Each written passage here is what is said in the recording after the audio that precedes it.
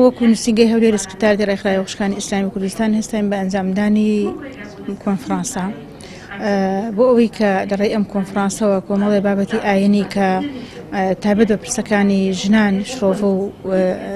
شرۆڤە بکەین لەم کۆنفرانسەدا.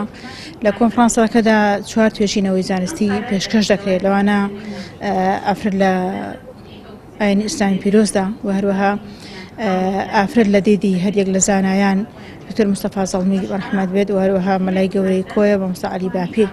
بۆمانە کە ئێمە بە خەڵک بڵێن کە ئیتر ئێمە پێویستە زانایانی کوردی خۆشمان بکەینە چاوساغ بۆ یەکلایەکەرەوەی کێشەکان.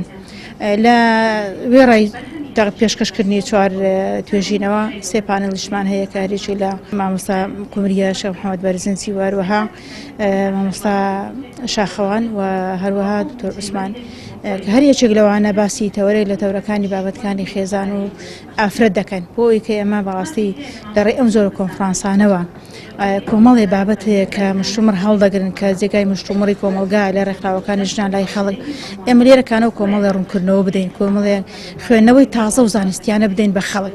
نەگەوتون زۆر کێشەی ئافرەت هەیە کە هۆکارەکەی ئەوەیە کە بە شێوەیەکی بڵێن نادروست شرۆڤە کراوە، بە شێوەیەکی نادروست بەژێ خەڵک گەیاندراوە. ئێمە لەم کۆنفرانسەوە ئینشاءڵڵا یەکەم کۆنفرانس دو کۆنفرانسیشمان نابێت لەسەر ئەم پرسانە.